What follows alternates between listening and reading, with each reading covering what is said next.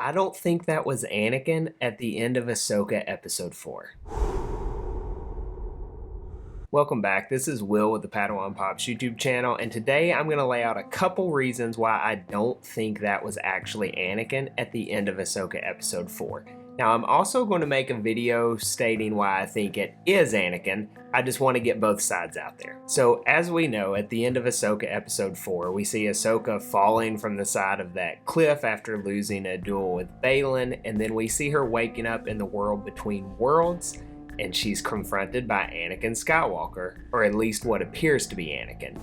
Now, there's a lot of videos out there, I've read a bunch of articles trying to figure out why this may or may not be Anakin. First of all, we know Anakin is dead at this point. He is a Force ghost. We see him appear at the end of Episode 6, Return of the Jedi. We see him in Shadows of the Sith, the novel that came out last summer. He appears as a Force ghost to Luke Skywalker, and in both of these instances, he is very much a Force ghost. Now, we do see him blue, as we typically see Force Ghosts. We see him in these new Jedi robes that are more brown than his dark ones that he wears in Episode 3, the last time that we've seen him look like this. So he doesn't necessarily line up with what we would expect him to look like. He also has that mechanical arm. We see the glove on his right arm, and as a Force Ghost, he should not have that, right? Like, the mechanical part did not become a ghost. It should just be his embodiment without a robotic arm. Another thing some people have pointed out, I'm not 100% sure I'm on with this, is that the lightsaber isn't just quite right. Now, I've seen some videos saying, well, it's the lighting from the world between worlds, and then I've seen other videos say, why does he need a lightsaber if he's a ghost? I'm kind of in between on those. I'm not really sure that the lightsaber is the giveaway,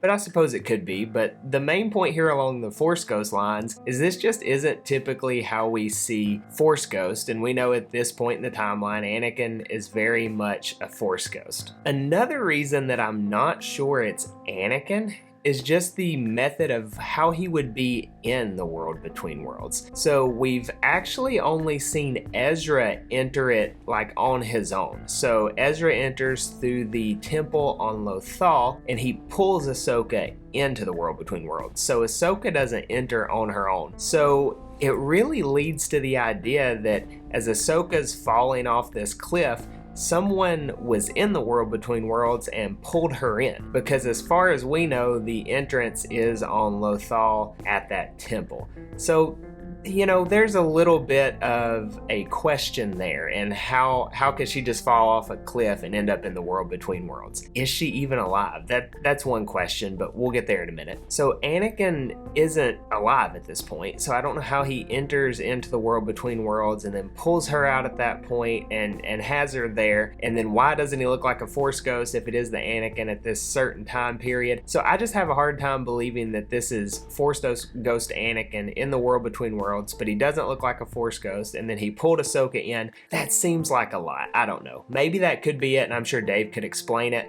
But just as far as Ahsoka entering the world between worlds, I think the person that pulled her physically needs to be there.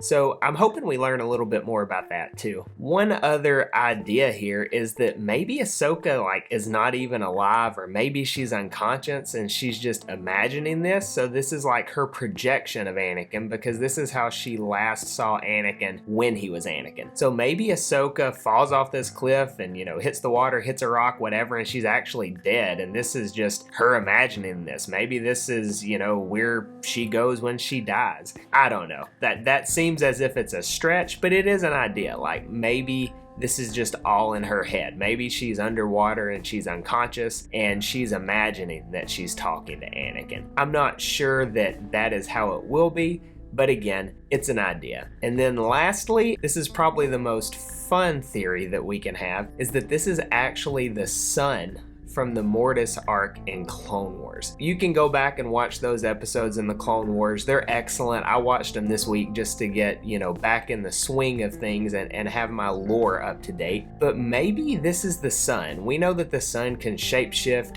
and certainly manipulate Jedi for sure. We've seen him do that with Anakin in the Clone Wars and Ahsoka and Obi-Wan. And we also saw him die at the end of that arc, but maybe given that they're these great beings, maybe he's not actually dead. If you look at the entrance to the world between worlds that Ezra goes through, I mean, he's literally up there on the entrance when they go through that temple. So I don't think we can rule out that it's the son. The son also being voiced by Sam Witwer. We know Sam Witwer has been in the credits, and Ahsoka was actually spoken to when she was in that temple to start off the series in episode 1 of Ahsoka. So maybe that was the son talking to Ahsoka at that point, and then maybe he's actually in the world between worlds, since this is kind of their wheelhouse, and he pulled her in at this point. Definitely an interesting idea, and then maybe we see Sam Witwer in live action. That'd be pretty cool if he's playing the son. We all thought he was going to be Marok, and then that would be quite the twist, as if he is playing the son in live action. So I think those are all potential ways that this isn't Anakin. It certainly doesn't look like a Force ghost. How would he get there? Is Ahsoka even alive? And then maybe it is the son who is pretending to be Anakin. Now, with all that being said, the very ending of the episode, that music that's playing that's like very cool and uplifting that you see in Anakin does turn into the Imperial March. It starts turning into Vader's score, which does lead us to believe that maybe something darker is going to happen in episode 5. So those are a few reasons that I think maybe it's not Anakin. And definitely be sure to check out my next video, which is going to explain why it is Anakin. As always, thank you so much for watching. Don't forget to hit that like button and subscribe, and may the Force be with you.